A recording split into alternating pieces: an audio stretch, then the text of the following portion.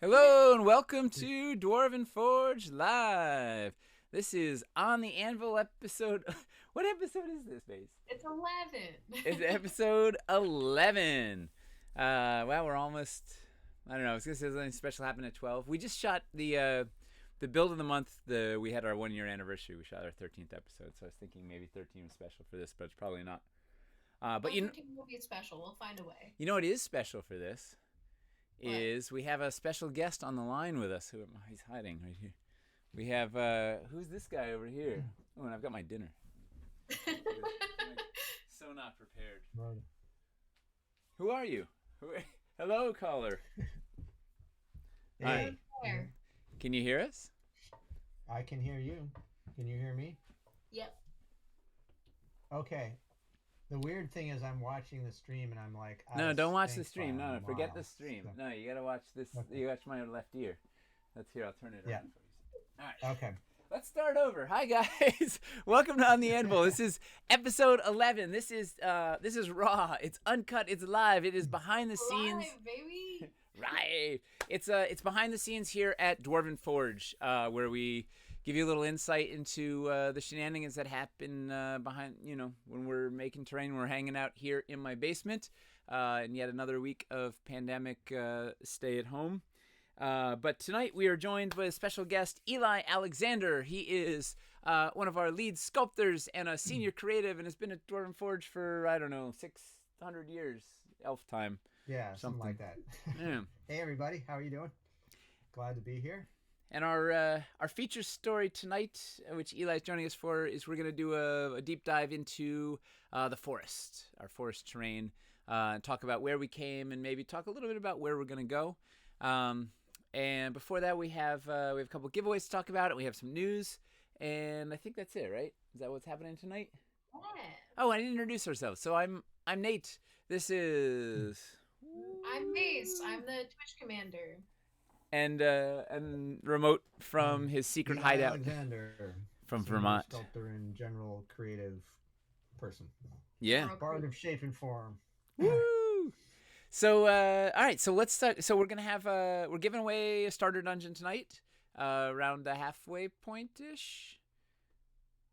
All right. Be more confident, Nate. You gotta be more confident. Sell it. At the halfway point, for sure. We're giving away a starter dungeon, and we're. I don't know if you had something else planned. I don't know. I was winging it. Well, we've got a couple things planned. I'll go ahead and I'll segue into that. But welcome to On the Anvil. Thank you for coming.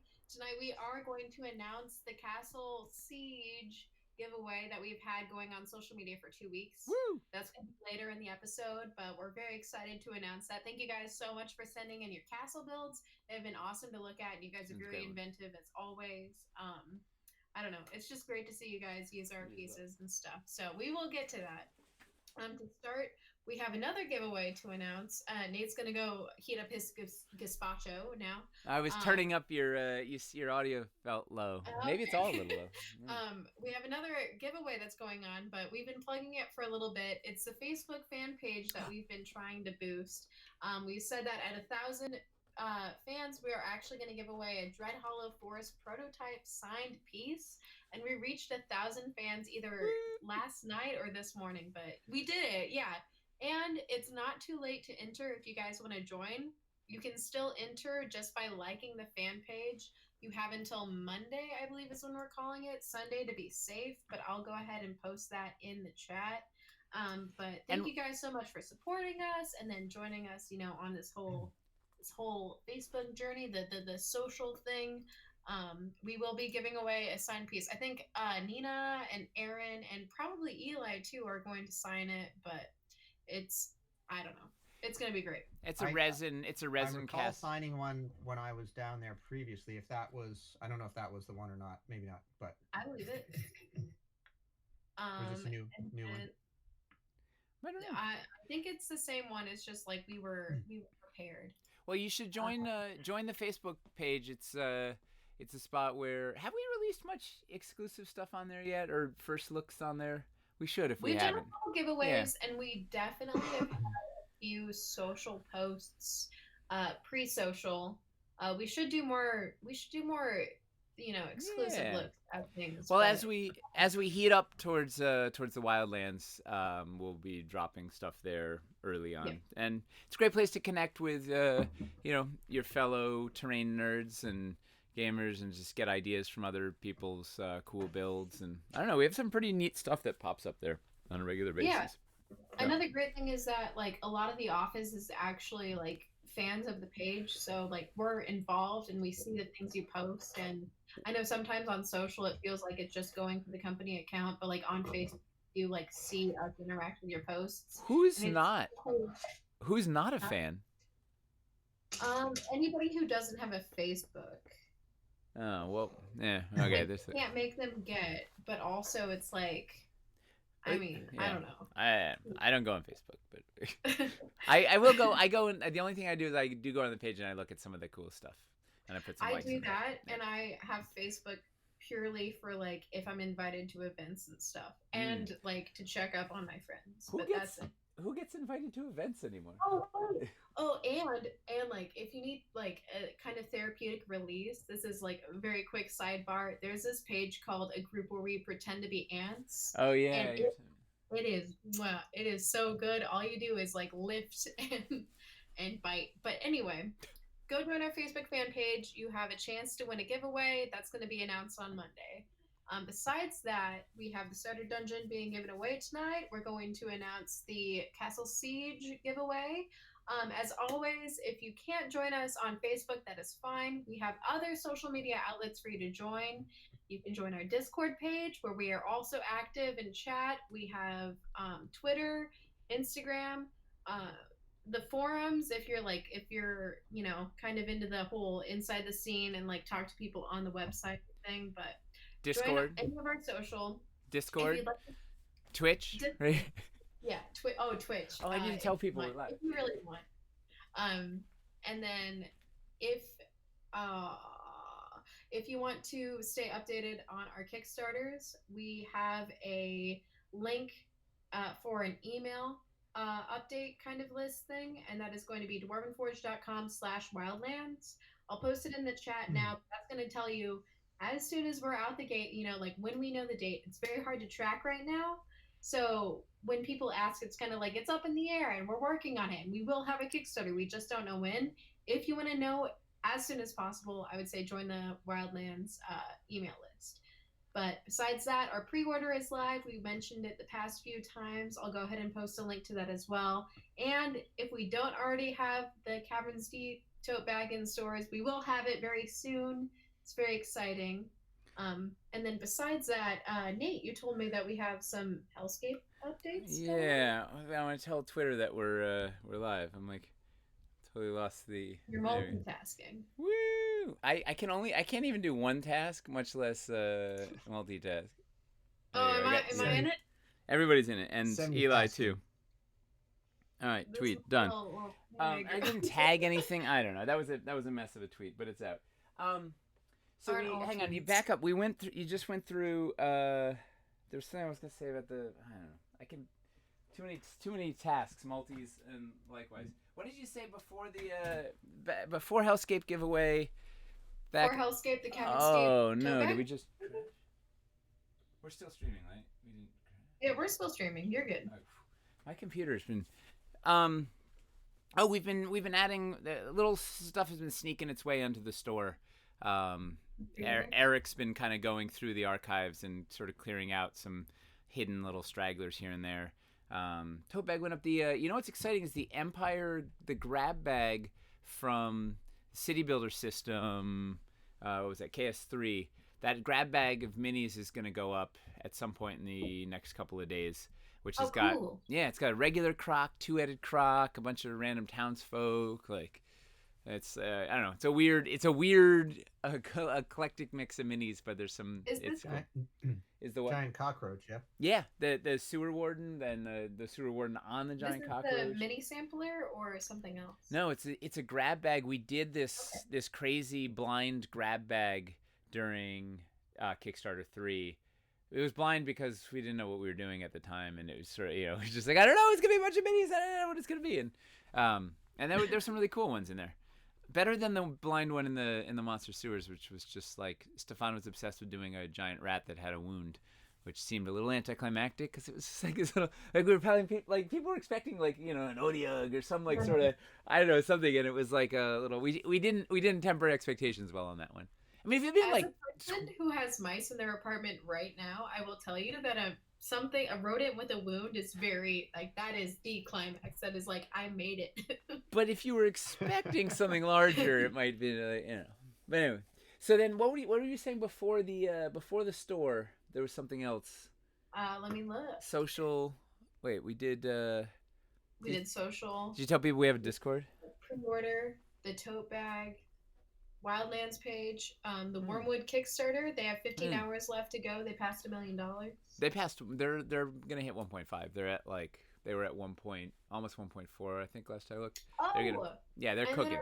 Upcoming games also. I didn't even mention those. Wait, back up. Wait, what about Steamforged? Are they done? Or are they still? Yeah, they finished. Okay. They finished today. I remember at like 3, and it was like 68 seconds left. So they're done now. Woo! Woo! And in terms of our next Kickstarter, Wildlands, we're gonna lock down the schedule this week, and we'll announce it. I don't know, in the next few weeks or something. Just assuming that everything kind of falls into place the way we're hoping it will. But it's coming soon. Soon. It's coming. It's the Wildlands are approaching. I love Eli. You're a Bond villain right now. Just quietly. Yes, exactly. I don't know. Nobody can see it yet. We have to cut that camera. All right. So then what else did you have for us? Hellscape. Was that the next? Hellscape. Yes, Hellscape was the next segue. So we have. Yeah. Have you ever ridden a Segway? It's really fun. Yeah. They're fun? Yeah, it's like ridiculous, but it's really fun. So we have so the good news is first batch of Hellscape sets are on the water. It's roughly 8,875 kilos of Dwarvenite. Fresh Dwarvenite hit the water from China. Should be arriving at our warehouse mid-June or June 12th or something. I guess that's mid-June. And then will be received and start cooking out. And then the second batch, which is the bigger batch, which will be all the encounters, whatnot, that's going to be following shortly on its heels, I guess. So that's exciting. It's on the move. It's en route. Assuming it doesn't get caught in a storm or at customs or whatever, we'll get that stuff. Man, maybe it's even. I don't know. I don't want to get. We'll see. We'll see when it's. Should definitely be shipping by July. That stuff, if not sooner. But who knows? We'll see how it goes. But it's on the move. And then you might want to change your frame rate. What happened? Mine? You're just having a lot of pixel fun. Me? Yeah, you. How do I change the frame rate? Yeah. Here, maybe I can do it online. Yeah. I wonder what. So then the other bit of Hellscape, I got this just came in. These are kind of neat. I don't know if we've. These are the Oh, let's go to the camera. Boom. All right. Now you can see Eli. Wave everybody, or wave Eli to everybody. Hey, everyone. So I don't have a monitor, of course. At some point, I'll figure out how to do a remote collar and still have my little monitor here. Okay, so we got these. We got the risers, the Hellscape risers in. So these are foam core risers. If you want to level stuff up by one floor height, you can throw them on there. Boom, boom, boom. Actually, we could do it with these. Am I on? Oh man, I'm at.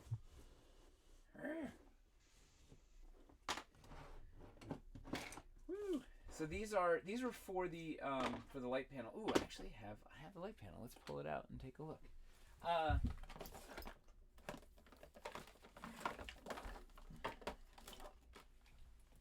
So if you're illuminating part of your build, but not all of your build, Man, I cannot wait till we get the the samples shipped. We can pop those things open and show them off in here. Ooh, yeah. It's gonna be awesome. So if you were doing, let's say you were illuminating, let's say we were illuminating this spirit tree. In fact, let's do it. What the heck? We got the power. Someone said in chat that Eli looks more like De Niro the older he gets in Taxi Driver, which I just want to say, one of the first things that I learned at Dwarven Forge, I think week 1 of being there, is that his mohawk is fake. Yeah. And it's not like the movie. Eli's mohawk is fake also. I think they said Nate, not you Oh. said Eli looks Mace, but I think they actually said Nate did. Oh, yeah, you're right. I said, Yeah. hi, Eli, and then I saw, okay, Nate, you look like De Niro. Oh yeah. See? I was Turns thinking, out. because I was thinking how much Eli looks like Robert De Niro. I know, I was- like, You I was were. like, yeah, I was like, I can see that. I can see that. Yeah. I haven't heard that one before. Yeah. I've Happy heard some to other make it strange real comparisons, but not De Niro. What strange comparisons? Do we need to go into that? Is Nicolas Cage involved? He Oh, may I be, look yes. more like Nick Cage than anybody in the office. Don't tell Aaron.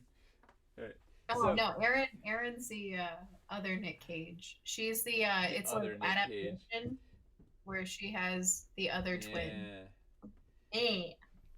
So this is so basically these risers are 1 floor height if you want to level stuff up to the height of your you want to build your light panels in the middle of a build. There they are, and we've got little 2x. They've got the same stone texture on them as our terrain trays from my mic. Urgh. There we go. Hello, microphone. They've got the same. Am I in front of the thing? Same texture as our terrain trays from Dungeons of Doom. We've got 2 inchers, got the 4 inchers, and then the big Mambo 8x8s. Woo! All right. So that's I think that's it. The other important Hellscape news. Let's whirl back around.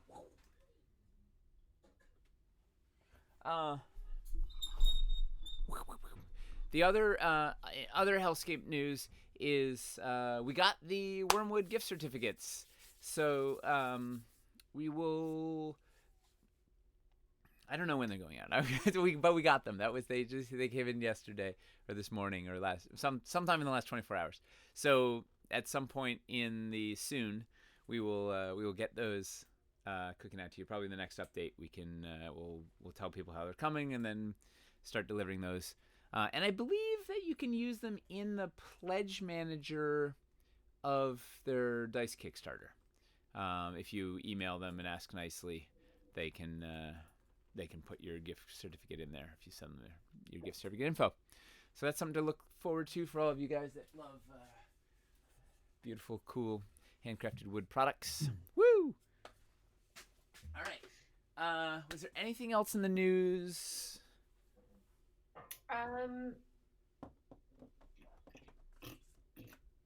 Besides Nope. Robert De Niro.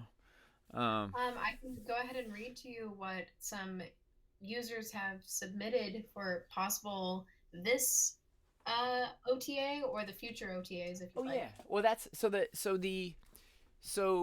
we'd love to hear what you'd like to see on this show. Put it in Discord or put it on the forums or blast us on Twitter or whatever. But we'd love your feedback. I mean, one of the reasons we're doing this is to have that nice direct connection with you guys. So let us know what you'd like to see. We were, like I said a couple times, we started this pre-pandemic world where it was like, oh, we'll be wandering around the office and all sorts of fun things. Eli will be here this week, and we'll be over at Nina's desk this week, and we'll be in the lab with Toby doing mad scientist craziness, and then we'll be, watching Aaron have paint dry and all these like cool things. And now we can't do any of it really. This is the best we got is this little guy, these guys on monitors. So in the current state of things, let us know what sort of things would be interesting for you to see. So we want to keep the show interesting and fresh and exciting for you guys. So what were we got some suggestions? What are they? Two suggestions. The first one's from Rabbit Burner, which is a long time for my very good friend of ours. He came to the office to visit. Should we make a rating system for these? Okay, go into more depth. What do you mean by rating system? Like, do we rate the suggestion? Like I feel like that's a little cruel, but yeah. I mean, you can go and like Ebert yourself out. Like, go for it. Yeah. What's our ooh, maybe it's that the different heats of metal. Like it's like, it's sort of like lukewarm, or it's scalding hot, or it's like perfectly red hot, ready to be like forged in the anvil or something. I don't know what the stages of metal. Eli, what are the stages of heated metal that you're forging? I feel like I should know that, but you should. I know. Actually, I should. Yeah. Sorry. I'll have to talk to a smith friend of mine. God. Yeah, you guys need to watch more knife videos on YouTube. That's your homework. You got to do that. That's the point. Well, anyway, what's Rabbit have for it? Rabbit Burner's a longtime friend of the Forge. Rabbit Burner says we love use several for our gatehouse built, but would like to see how they could be used in cities. Not sure what he's referencing, but personally we think the set is missing a piece or two. Would love to see how Nate would use them, or if he thinks it needs some additional pieces if it has potential maximalized. I think that's City Builder sets. It's something... It's the Advanced Builder. It's the Stone Advanced Builder set I think he was talking about. Okay, yeah. Yeah, we could show that for sure. And there's a lot of pieces still like that could be done in the city, right? There's a lot of untouched territory there.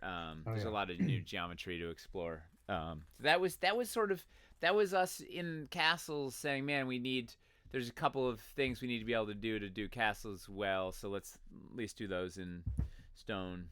But yeah, there's a lot. Advanced Builder set. Yeah. Getting confirmed. Confirmed. So, and then. So wait, so that's so how hot is the metal on that one? That's like Oh, I would say that's liquefied. Whoa! You've gone like right to liquid. That you would like. Well, no, we you don't don't know where to understand go. how metal works. So that's the very first stage. Cool. The liquid, and then from there you bind it down and you like compress it over and over and over again, and you shape it out into the square rod. Okay, rectangle. Okay. Yeah. Then you go from there and you shape it even more. You combine more pressure to shaping, and you go back and forth, and then eventually you have that rod. And then if you want to have a knife, fine, cool, sharpen it, and then you have to keep going back and forth. You polish it, and it's not quite liquid at that point. Yeah, it's molten though. It's red hot. I was in the spot where it's metal. We have it in the rod. We're heating it. We're trying to figure out just how hot is this? Is it ready to go on the anvil, as it were, or does it still need a little more heat? Right? Where you're like, is it forge ready? Is it ready for the hammer? Yeah. That one might be it won't be ready. That might be forge ready. We can it's not a whole episode, but it's certainly a little segment. Maybe that's a fun thing we could do each week, is a little how's it work?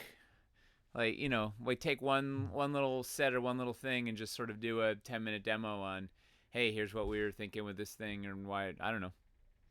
Could be fun. I like that. Yeah. And then after Rabbit's question, we do have a question from Finley Shards, another acquaintance of ours.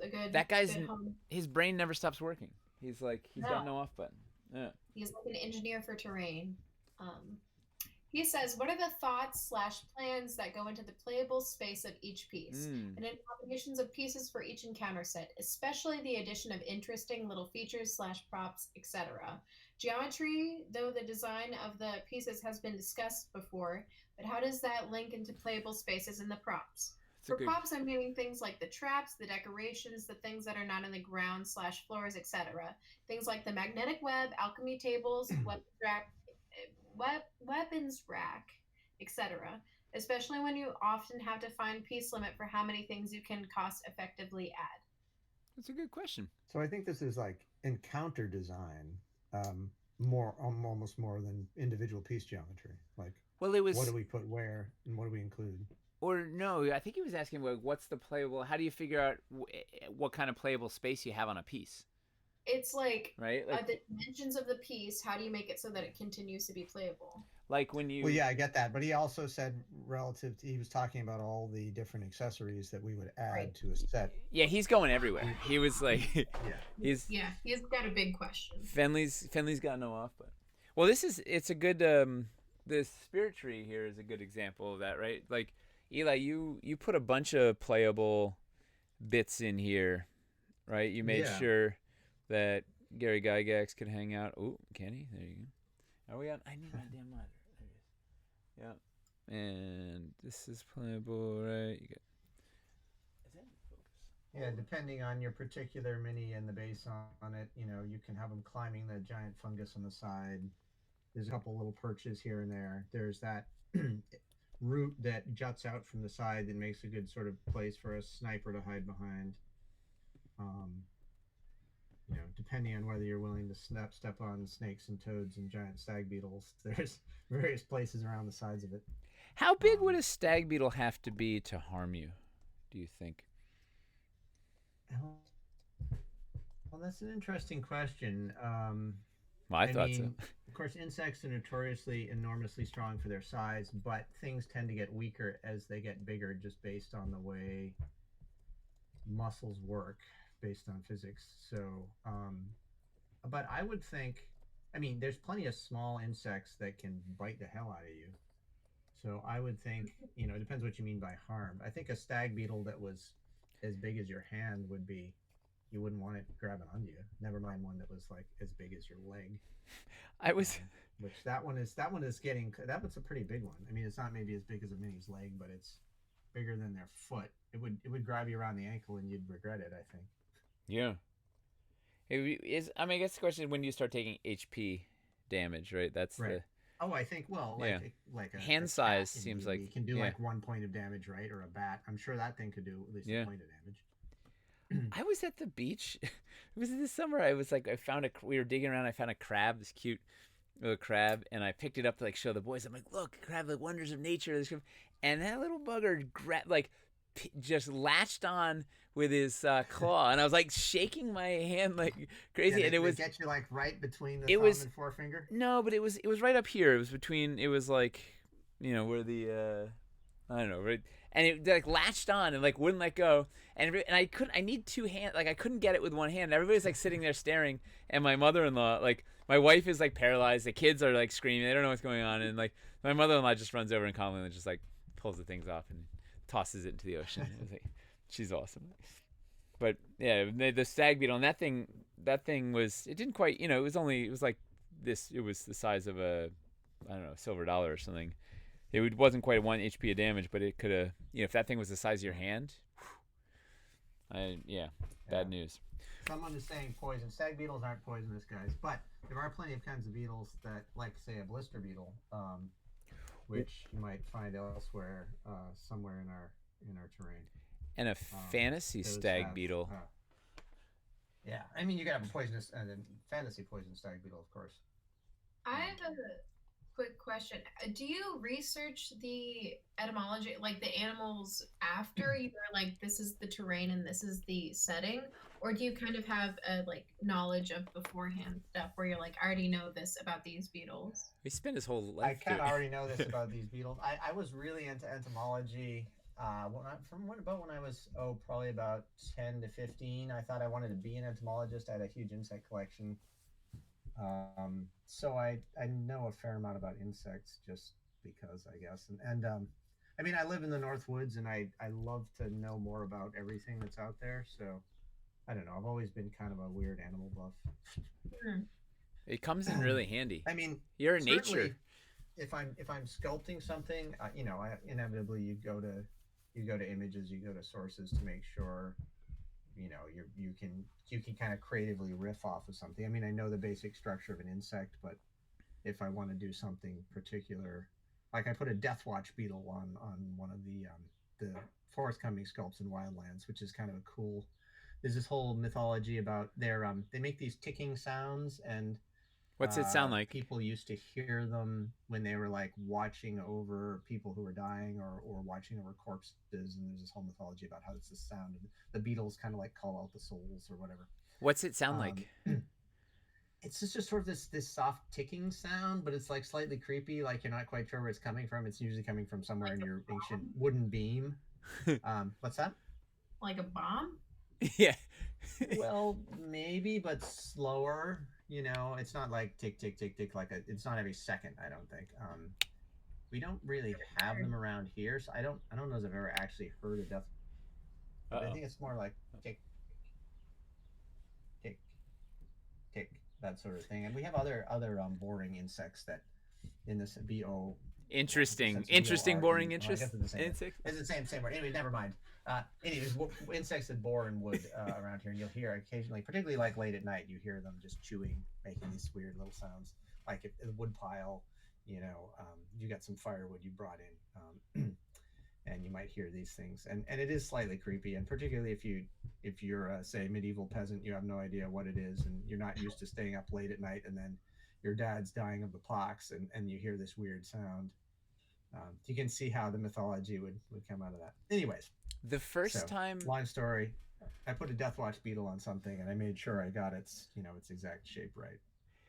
The first time I went LARPing, I was 14, and the premise of the weekend was these crazy insectoids, the Brood, which was just ripped out of Marvel Comics, like invaded the town, and it was all these NPCs. They just had like red headbands on. They didn't even have like cool costumes, but it was at night. It was pitch dark. You didn't know what's going on, and they all made this like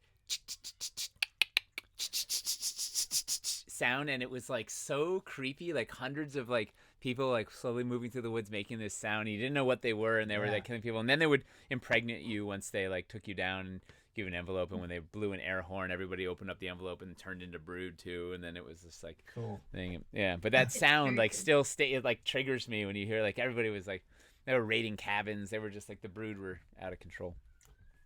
But creepy insect noises never gets old. All right, so let's. Were there any other ideas for show content? That's all I have Cool. previously submitted before the stream. So go on, you got it. All right, so let's dive into this here forest. The Dread Hollow Forest was when did we start this 3 years ago at this point? I don't know. When did we start the Dread Hollow? Yeah. Time is a blur. It was. I don't know. I can't even. I have no record of time. Because it was. Well, whenever Cabbage Deep just finished shipping in January, it was supposed to ship. It was 18 months. So it was like, yeah, it's probably three and change years ago, something. And more than 3 years ago, I think. Yeah. Real quick, can you show the grids for the Woodlands pieces? Yes, we will get. Yeah. Awesome. So the I wish I wish I was at the office. So I still have some of those like tree prototypes and some of the early stuff we were messing around with. But so the big challenge was we were like trying to figure out how to do the outdoors. There were there's a whole bunch of questions that come up. The grid was one of them. General sizing and footprint was the other. General like what are how are we going to tackle this thing? Do you remember any of our early concepts, Eli? I don't remember much beyond. I remember a bunch of the tree concepts. Yeah, what were we in terms of what like the forest? You mean like what were our guiding principles kind of thing? No, like because when we just started kicking around, we're like, hey, we're gonna make some woods. Like, what are we gonna do? I remember the big one I remember was trying to figure out. I thought we could do it in 4x4 tiles, and then when we started messing around with some trees, I remember like trying to figure out how to have trees be organically placed in different whatever. I realized like basically a tree had to be centered on a 4x4 tile if it was going to be of any decent size. And that forced us into the 6x6 thing was really so that we could get more than one tree on a tile or not have the tree kind of dead center. A lot of discussion of size, and we realized that 6 was the best way to go because it gave us some freedom. It gave us a lot more territory, so you could really explore the ecosystem a bit and not have too much repetition. And yet it wasn't so huge that it would be completely prohibitive, and it would be more modular. Well, the other thing I really liked was I really liked that it was 4 6x6s filled a terrain tray, right? So you could fly in, you could build in like one, in square foot increments. Like this. Let's see if I can get it. So what were the other? I'm trying to remember what the other early bits were. I know like the trees were a huge like cracking the trees was an adventure. Right. Uh-oh, I lost. You there? Remember making a few different. Well, I mean, first of all, we just talked about a ton of things. Different ways to make them modular, make them still look good, and I made 2 or 3 different kind of tests, sort of proof concept proofs of different styles that kind of got them to the rough shape of what they might look like, and then we arrived on the final design. I mean, I think there was some talk of could we do it with magnets to connect the sections, and we realized that just wouldn't have the sort of the shear strength it needed. Well, we backing up. We were like, the first thing we were like, all right, no flocking was like the, like in all caps. Like there was, it was just like, anybody that's played with the model railroad trees and those flocking trees, it sheds, it's everywhere, and it just invades your. It's like the glitter bombs from Dungeon of Doom. So we were like, flocking is dead to us. What are what are other options? Like sort of like a silicone kind of a sort of springy kind of exterior that would be sort of, it would feel light and would still be durable, but you just can't get the detail on that, and you can't get the kind of the shape we wanted to actually look like a tree and not just look like a kind of a blob of stuff there, a broccoli, like like so many plastic trees that are sturdy, they look like kind of bad broccoli. Well, there was. I mean, I feel which is always a little frustrating. I feel like the trees drove a lot of our, a lot of the creative was kind of driven around trying to figure out like how do we make the trees look good, and how do we do something that's different and interesting. How do we I remember having a crazy idea of doing like a again, thinking it would be a softer material and have it sort of sculpted in a regular spiral that could store flat, and then you'd like lift it up and sort of open the spring and then attach it to the branches. And I mean, it was kind of a fun idea, but just the materials weren't really going to allow us to do that and have it look good. Well, it was, yeah. You did a test, I remember, or I cut one out of paper and put it on a thing. Like, we had a bunch of these really weird, ugly paper ones. I remember doing a spiral version of the paper one, and you had made some other ones, and I think we had them with like sponges and stuff. Didn't you put clay on paper or on cardboard or something to do it? Or I don't know. There was some. Right? Yes, I did a paper one, then I added clay to it to just sort of show how, and it it looked okay. I mean, it could have been sculpted so it would look cool, but I just don't think the technology was there to actually create it. And I mean, I like the way they came out better. Well, it also would have what that would have been, but it was an interesting idea to have like a collapsible tree. I think that would have been fun. It was like those camping cups that are like. I think the sort of open look that would have had, we're maybe going to achieve with some of the other trees we're going to be doing for Wildlands. So that's exciting. Well, and then we got like, once we were like looking at really crazy modular, like, are all the branches modular or all the things, like, how granular are we going to get? And then, first, actually, we also talked about originally sort of doing the stumps, doing sort of classic scatter stumps that could be freestanding or whatever, and then decided the stumps, if we could embed the stumps into the ground, that would make, allow the stuff to be allowed to be sculpted in such a way that it really was integrated, right? It didn't feel like it was just slapped on top of the thing, like the stuff was growing. It was part of the landscape in a beautiful way, right? So that was sort of one of our big Yes, decision definitely. points, was like, all right, baked in stumps so they can be sculpted gorgeously. And then those roots then were going to help us with the grid later, when that was a whole nother challenge. We'll get there.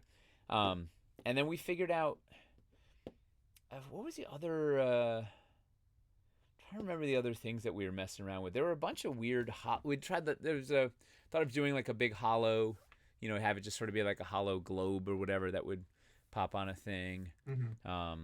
Yeah, there was sort of like the one thing that we were calling like the wagon wheel style, which is kind of what we hybridized into doing, like where remember the wagon it wheel? was a cross section of a tree, and if you can imagine it as just like a chunk of trunk, branches sticking out, and then foliage around the edges, which ultimately is kind of what is sort of like the wagon wheel, I guess, was kind of the final design. But yeah, we had other versions that were just less modular in terms of the tops. Well, this was just kind of a big. The wagon wheel was more didn't have the topper. It was more like it was like more like a cylinder, right? Like had branches, like you could see the branches, right? If the leaves were out, or like it was less. This was like more of less half dome than this, right? There was sketches. Remember, like sketches out, like it was like almost like you cut a cylinder of leaves and then you put branches around it, and literally like a wagon wheel. The other thing that early on, these were going to be removable, right? We were going to have the foliage separate from the branches. Yes. So, yeah, we thought about being able to have a dead tree by just pulling off the foliage from the live tree. And Uh-oh, we lost you. You there? Oh, no. Eli, wow, wow, wow, wow. Womp, womp, wow. Anyway, he was going to spill all the beans. It was going to be... I know. You know what? He, this entire time, was like, I have my finger on the button. I'm ready. I'm going to unleash the beans on all these people. And I just told him, we have the hounds to be sicked on you, but, like, they won't eat any of the beans. No. Eli's challenge, being way up in northern Vermont, is reliable internet service, which plagues him often. Too often. That's why he's not playing in our live stream games. Oh, that's what we didn't talk about the live stream game at all. Let's take this. This is our little intermission while we hope that Eli gets. The problem with that is that. Oh, hi, Eli. He's there. Nope. He's just talking this whole time. He's like he's giving us. Oh no! It's like this long, elaborate soliloquy, and it's like this beautiful, like he's crafting poetry about these trees right now. His spirit's here with us, and nobody's hearing it. Oh, I wonder when he's gonna realize that he's talking to nothing. Anyway, you were saying the game. So we're playing some D&D. I don't know if you've heard of this game. On Monday. I'm running a game which I'm super excited about. So this is it's a prequel to the Wildlands. I'm going to do 3 of them, and it takes place a month after the last live stream game that we played. It's going to be some of the same characters, some new characters. Mace is playing, and Hamster's playing, and Nina will be back as Chug, and we lost Eli altogether, which is going to cause all sorts of problems in the Slack feed. This is going to be interesting. Well, we'll get there. We'll go back to this thing for a second. Let's see if he. Oh man. Oh, technology, forever the bane of the Forge. So can you add him to the Slack call? Sure. See if you can get him back in, and then we'll get him back in this thing. So, prequel game, bunch of the same characters. Chug will be back. Hex will be back, or and we'll have a couple of there'll be some Wildlands pieces in there, but it's gonna be the story that leads us up into actually into the Wildlands. Who's And this? did you get him? I think And he's we back. ooh, and Yeah. we have I'm trying to think I'm trying to We're do back, I think. cutscenes. Can you hear me? Yay! Hey. Oh, we were wondering how long you were talking before you realized that you got cut off, because it came popped back in a few times, like a minute or two later, and then you were still in this eloquent, like, you know, I don't know. Are you back? Yeah, maybe. Oh man. No video yet. Yeah, no, but- because you were sort of cutting out for me. I've got the Yeah. video off, which Okay. Yeah, that's you can leave it off. I'll turn it on again and see. Yeah, maybe that's why. Oh, I don't know. It's already getting choppy. Um, Oh wait. Hang on. Let me put you back. is it?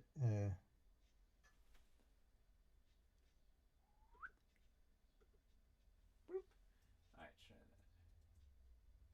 At least I'm hearing you clearly now. Because yeah, you were getting distorted for me. that. Yeah. Sorry, everybody out there, if you can hear me. Yeah, we can hear you. We see your little your I love character. living in the North Woods, but there are some drawbacks.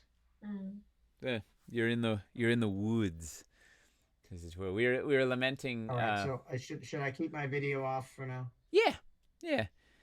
You can every now and then surprise us with some sort of crazy, like turn it on and do something crazy and then turn it back off. we were lamenting your internet and how it's precluding you from playing in the game, the live game, which I'm super psyched about. I'm trying this thing where I'm shooting some like cutscenes, like in a video game, to play introducing areas in the thing. We'll see how it works. I was shooting one today right before this, like just literally on my iPhone, like. Cool. And kind of like doing beauty shot terrain stuff. Yeah, like set the stage, so Nice. you'll see the here's the sort of zone you're going into. Spoiler alert. Cool. Yes, I know you've been tweeting so much about it though. Like I already kind of know what's going on. Wait, what else did I tweet about it? The goblin. Oh yeah, but that doesn't give it too much away. Oh, I know what the layout looks like too, but How? Because you posted a picture of it. Mm. I'm very active on Twitter. Turns out social media. All right. You know nothing. Don't worry. It's it's all gonna evolve. Nothing is the important thing. Yeah. No, you'll still have plenty of challenges and surprises, and it's gonna be fun. It's gonna be lively. People who watch the build of the month have an idea of what's in store for you, sort of, maybe. Slash gave a bunch of really cool ideas. Yeah, it's gonna be. I'm really excited, and I'm really excited to at some point have you be able to play Eli if the internet ever works, or if you can travel again and you can play in person in New York. I'm so looking forward to it. I mean, I love playing, and I don't get to do it that much. And yeah, I'm so excited about this character. I'm psyched about the world, the other characters, the group that we've been putting together. We have some fun. We've been having a good time. I on continuing this aside, I've been playing one of the blessings of this pandemic is I've been playing more D&D. I've been playing D&D with my brother, my niece and my nephew and my son as a little group, which funny enough I'm doing concurrently.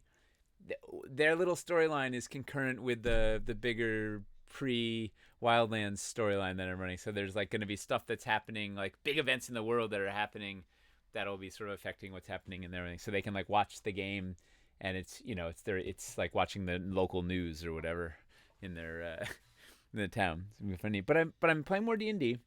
I'm painting miniatures again. I haven't painted miniatures since I don't know. Nice. It's been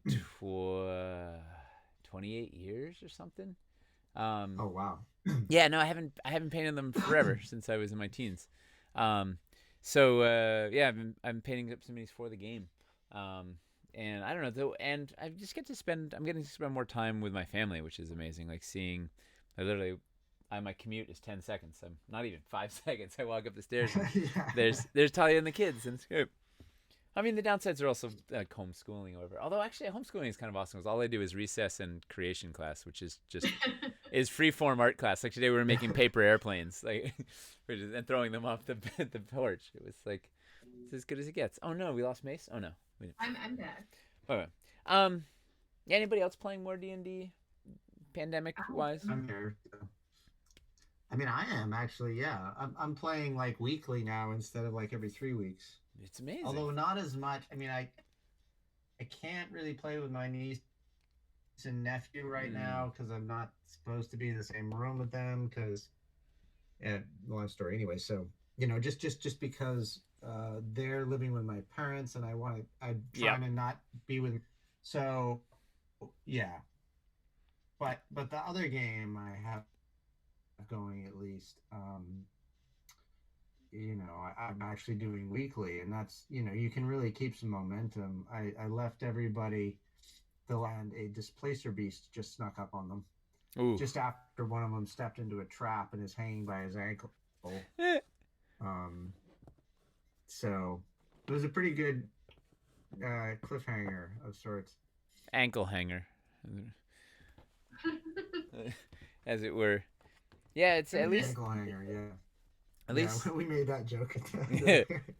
The it's I've been enjoying getting a little playing, and it's fun, playing at least with a small group that I'm playing with my niece and nephew. Playing with Zoom, I set up my laptop as like the main camera that has Grayson and I on it for my brother's family to see, and then set up my phone on an arm over the table and use that as a terrain cam.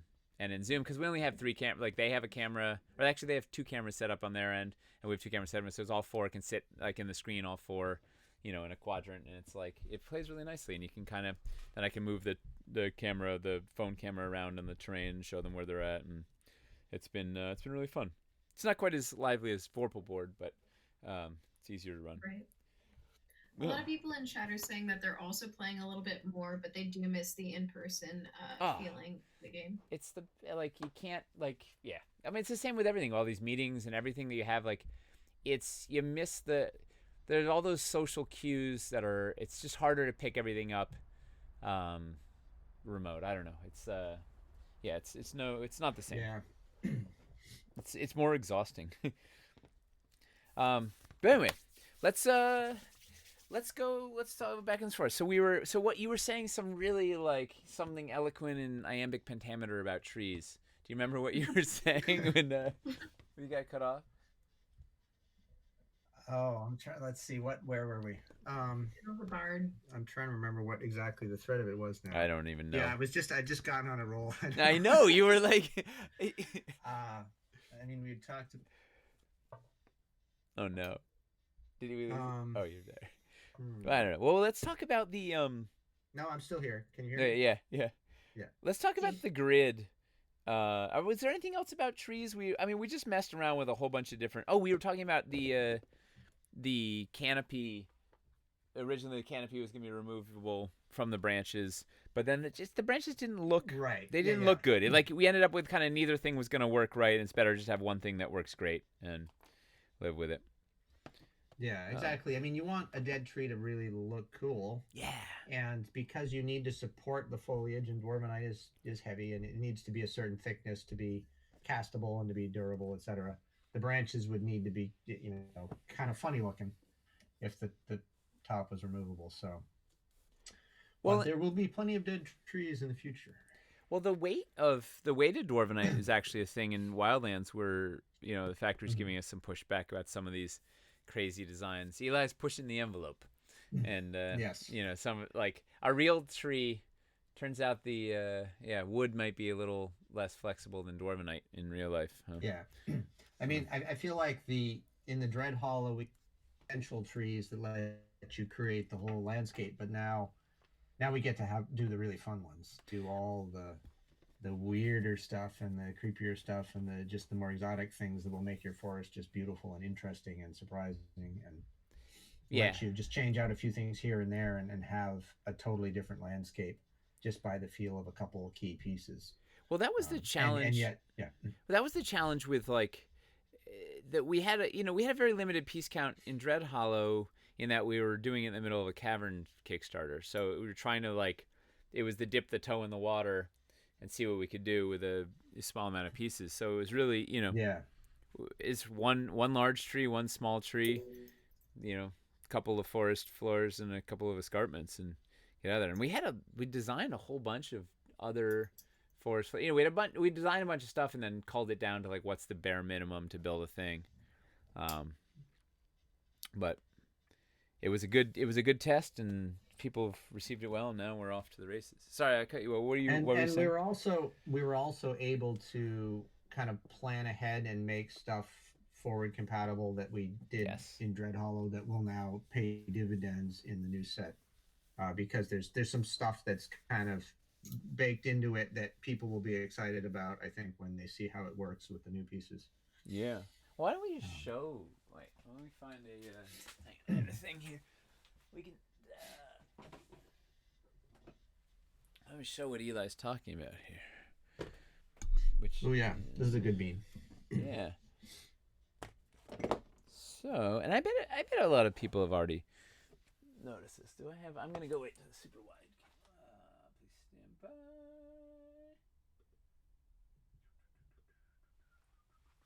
All right, so what's this piece here, Eli? Can you see? I hold it up to this. There. Okay, yeah. Well, that's our straight path piece from the forthcoming, the brand new Wildlands. Yeah. So this is there's a little path on here. You see him, and the fun bean is, you may notice if you've got. How do I get this in the? Maybe I should do the overhead cam. Let me see. Or I'm gonna hold on.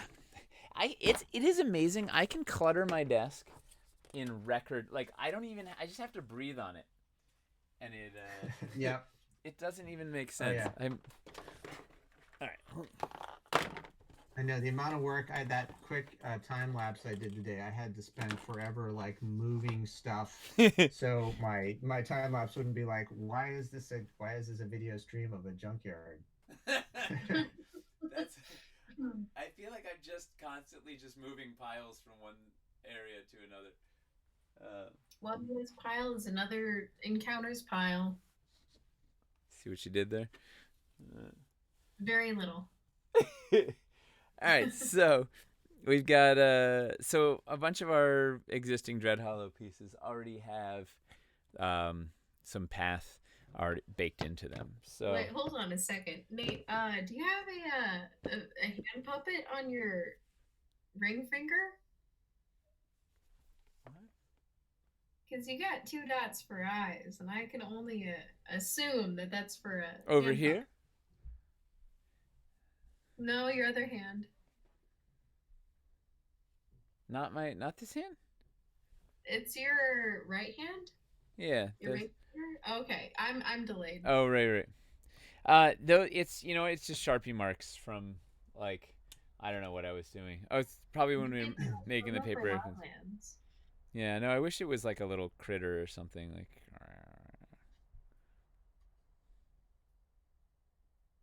but it was just yeah.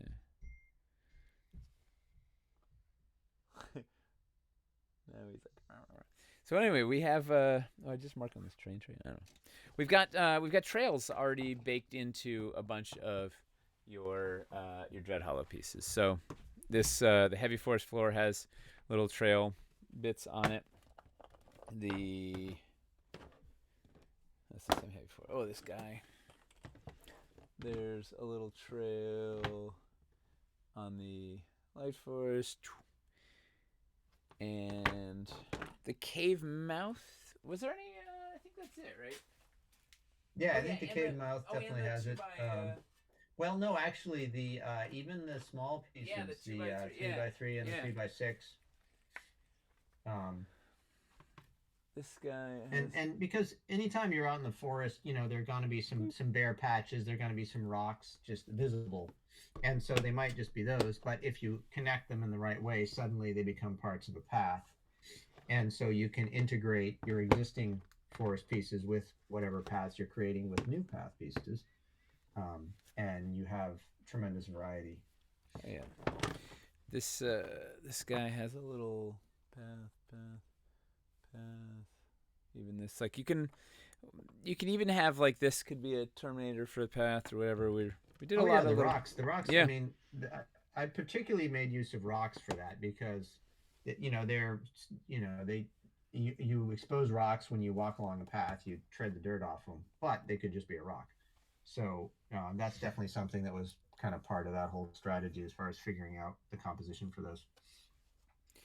Um, Yeah, there was we had sort of cleverly baked a bunch of this stuff in, and now we get to pay it off with a couple of cool new tiles. This one even has, right? We baked in on this new one. It's got this sort of the straight trail, but then this could be a T intersection yeah, going off there. yeah, it could be a too. T. Absolutely. Yeah, and Purposefully. then there's the other one that sort of goes multiple ways depending on what you need. Which Yeah, we haven't maybe shown I that showed one. it, but Well, because I don't have it. I'm oh, basically at this point. I think I've shown all the. Well, no, I guess I have a few things. So I've shown most of the beans, that are I have here. This one. Did I? I don't know if it was. Oh, you weren't on it, Mace, were you? I showed. Somebody wanted to know about resin storage on the Monday stream, and I popped the camera off the tripod and handheld just carried it over there. And I think I might have inadvertently shown a big bean. I don't know. Is there something on top of the cabinet? I don't know if I hit it or Well, not on I camera. don't know if it's related, but Mage Theron said, "Is this a new tile or like a terrain tray?" No, this is the forest terrain tray from the Dread Hollow Forest, Okay, or never from mind. Cameron Deep. Yeah, we do have new terrain trays in the works. Bless you, covering up the beans. Yeah, being covered. All right. So sorry. what were other? Oh, while we're looking at the bottoms of these things, so the other, I guess the other big challenge besides sort of figuring out the trees was the grid, right? The dreaded and infamous Yes, definitely. 1-inch grid. Um, do you remember what did we do tests figuring out like? Well, I mean, I think we decided on pretty early on that we wanted to be sure it was beautiful, and so we didn't want to do anything that was too formulaic. And so what we came down to was basically using different cues from one section to the next to indicate where the grid is. So sometimes, certainly it's roots. The roots do a lot for us of kind of marking out spaces. Sometimes it's a rock that takes up pretty much a grid square, or a change in the foliage, the plant life. One kind of moss or one kind of plant is clustered in one area or another, or there's a patch of dirt. Or these these guys In a a few lot. spots, we are just kind of relying on the intelligence of the user to realize that if you're standing in the corner, you're in one square, and if you move an inch to the left, it's certain points where it's pretty obvious. Like say a 3x3 tile, if you put a mini on it, you're gonna know, is it in the middle or is it on one of the squares around the edge? You kind of don't even need any marks. Yeah, I mean, we did put some stuff in, but it's only the bigger ones where it's much of a challenge to figure it out. And there, it was definitely. I mean, it's a bit of it is kind of learning the pieces. All right, so in this section it's the roots that mark it. In that section, it's a rock. In that section, it's that cluster of ferns.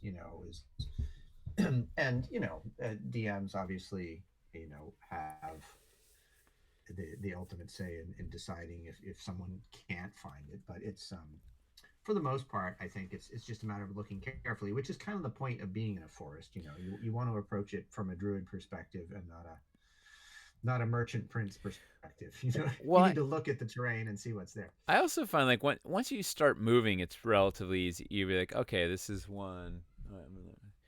I feel like once you start, because also your mini base, if it's a 1-inch base, is kind of like, well, if I go one base for it, you're like, oh yeah, I see this is a square. This is a square. I was showing this. I pulled out this Aaron Thor piece, just to show the difference. Like we didn't want to go as overt as, right? Like this is sort of we've broken the this piece doesn't fit. This Aaron Thor floor. Aaron Thor floor doesn't feel quite as organic as we wanted the forest to feel, because the grid is very delineated in those rocks, right? It's too clean. So it was like, we don't want to go that clean, and we don't want to be so far that you can't see it. And we sort of went for this happy medium. For you guys like at home, this is like 1, 2, 3, 4, 5, 6. 1. This is 2, 3, 4, 5, 6. We generally also put the trees, are centered on a square, so that can also theoretically help you find a square. Yeah, definitely. Any sort of rough terrain, we tried to have it take up, roughly a square or 2 squares or whatever, so that it wouldn't nothing should split something like halfway, typically. I mean, one of the weirder ones, of course, is the forest edge pieces, which are pretty much an inch wide, and there's only so much you can do with that and have it, look real. So, there's some like half squares along there, of course, but again, you can count to 6. You can find your 6 squares along the top.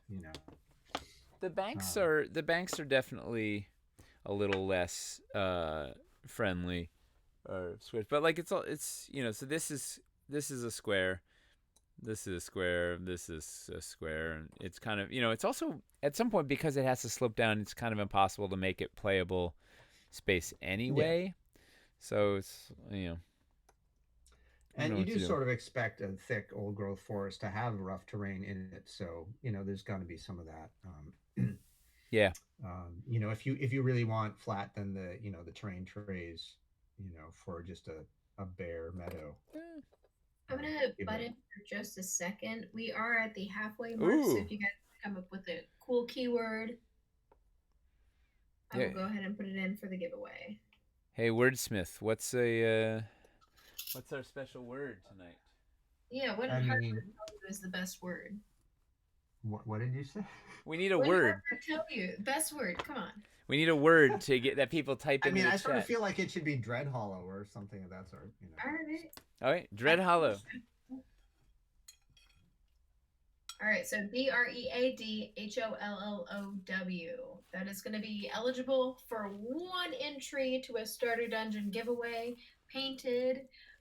Eli is one of our sculptors here, one of the head sculptors. So, what pieces did you help with in the dungeon Kickstarter? The dungeon? In the original dungeon? It's the newer dungeon. Dungeon Doom? So, yeah. Most of them, really. I specifically did most of the pieces in the Forbidden Temple. Forsaken. And I did a lot of the burrow stuff, but I also worked on a lot of the dungeon stuff too. That was kind of all collaborative. The pillars, the various pillar dungeons, dungeon pieces. Particular things. I think I did like the big double door piece, although not all of the actual doors. Like Michelle did some of those. You did the frame. But yeah, I don't know. The Serpent Temple was kind of my particular baby in that set. But as far as like the dungeon stuff, like we all kind of worked on those. We were all doing the pillars, the stone, there were a lot of pieces to go around. There were a lot of vaulted walls that needed bricks. On a piece. Yeah. So just as a reminder, it is US only. Twitch is not affiliated with this giveaway. But Dwarven Forge sure as heck is. So go ahead and enter Dread Hollow. It's all one word. And yeah, we're gonna roll the giveaway soon. Should we do the? Just post it in the chat. I keep hitting the return button because I've got my computer in a weird place. It's not Hallow, guys, with an A. It's Hollow with an O. Hollow. Sorry. I don't want to write it because I don't want to win. It just occurred to me I don't want to win the prize because that would be lame. That's what ReadHollow. Stefan won it. It's HO, not HA. That's important. I have an accent. Stefan won it on the first, I think, our inaugural stream. Did he really? Yeah. we drew another winner, but I was like, Well, It's like, oh, the first winner. Oh, it's Stefan Picorni. That's great. I think the word was Doom, so he'd like he tends to write Doom Oh, a yeah. lot. If we'd Right. chosen Cool Kewl, that would have been the other one that would put an auto entered Oh him. man. Yeah. Yeah. So He he'd has inadvertently his entered. turn. That's Like, gonna be yeah, the giveaway. it was Yeah. good. Well, he's in here now. He might win it again. Although I Stefano. don't think he put Dread Hollow in this time. Fun. Actually, I think there is. Did I put Dread Hollow in at the start? I don't Well, think we'll so. we'll draw it again if you win. Well, yeah, obviously, yeah. Oh, Yeah. Stefan just put it in. Maybe he'll win. Stefan is trolling us again. Stefano. Let's show should we do the other winner while we're waiting for this one? The Yes, castle. Absolutely. So There was another social. Do you want to take it away? Go ahead. no, I don't. I'm looking for it. Yeah, You I'll tell take it. the reins on this poem. So we had another social giveaway. It went for 2 weeks, and the prize was a postern gatehouse. And we are so very excited to announce that the winner of our Castle Siege giveaway has been finally, after like several castle photos have been submitted, we finally found the winner.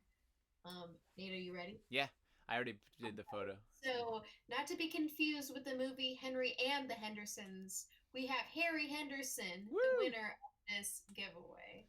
Here pictured is his build. And what he had a funny write up about his cat net or whatever.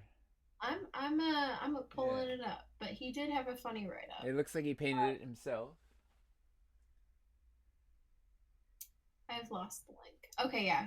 Not my best castle, and it's not quite finished, and I had to dismantle the towers a bit to fit my homemade cage of +1 cat protection. Was used for my homebrew game. This is called Tower of the Visor. It is a mostly abandoned keep of Helm.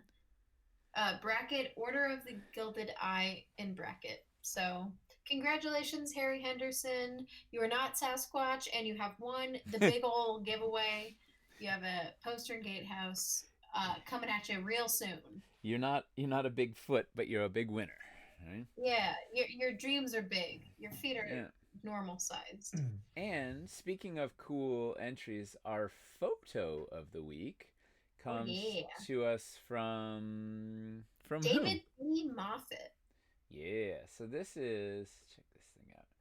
So this was one of the entries in the castle contest, which was particularly cool because it's a castle made with no castle pieces.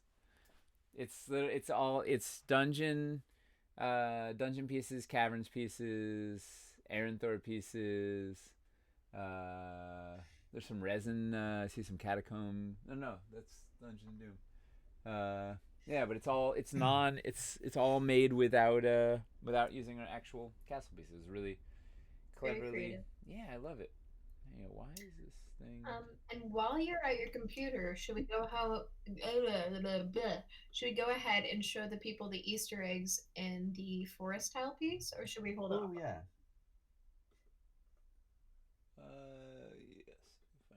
Yes. All right, Eli, do you want to introduce this as the major artiste? Sure. Yeah. Okay. So what this is about is we hid hang on. kinds Please of, stand by. I gotta find the Easter eggs. Small Oh, creatures in the various forest floors. And this particular one, I put a bunch of stuff in. It's the light forest tile.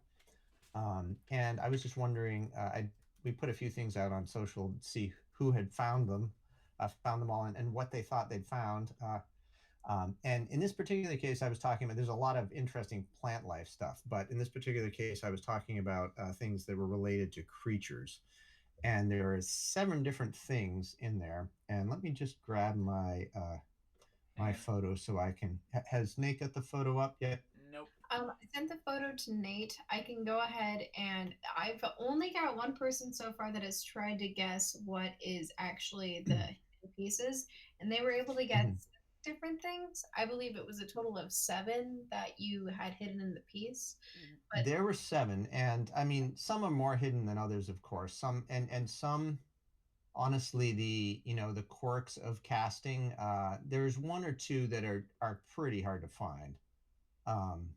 And but the good thing about that is depending on how you choose to paint them and emphasize them or not, they can appear or disappear from one tile to the next, which is definitely something I'm doing in my personal paint scheme. Like in some cases I'm emphasizing things, and others I'm hiding them away, so it makes each tile a little more distinctive. um, but I'd be curious to see the list of whoever did find them. But anyways, I'll just run down. Let me know as soon as you've got that photo up. Yeah, Do you want me to read what they have tried to find? Yeah, if they sent the list, yeah. Yeah. So number one, they have snake. Okay. Yeah. Two, they have clutch of eggs. Number three, fossil. Number four, turtle. Number five, feather. Looking forward to hearing about the ones I missed though. And then number six, beetle. Okay. Well, that was quite good actually. All right, So I got the photo up. This is what I was trying to do when we went live. I was pulling this photo in and right when we went live, and I jettisoned the whole thing. And but here we got it. okay. It turns out he's a juggernaut, I think, as you call it, where he's able to decapitate several people at once. It just sometimes his hammer is, a little bit far from hand reach. Okay. So you've got the photo up now. Yeah, this With is the and you sort of, painted. Is this one that you painted, Eli? yes, and it's unfinished. I'm That's sort of my Of ongoing paint course. scheme, which I could talk about at some point. But basically, what I've been doing is just kind of slowly working through it. There were probably like 70 different plants and mosses and ferns and so on, and I'm giving each one a different green, slightly different color scheme, so that it has overall a very it's much more subtle. It's not like a flashy paint scheme, although this is kind of before I've added all the flowers and the more bright bits. um but in any case, just I kind of wanted to create that subtle effect of a forest with all the different greens, and then have things that can hide in it or pop out depending. So But anyways, how many more steps do you think you have to do on this? uh I don't know, 30 Oh. maybe. Yeah, it's probably three quarters done.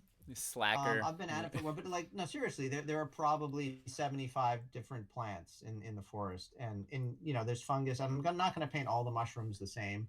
So in one case, I may make some amanitas that are like red with white dots on them, or like a fly agaric, and another one I might do, a little like like a chanterelle, like a little orange mushroom, say, or anyways. So those will all be different. Depending on how I like, say, the snake.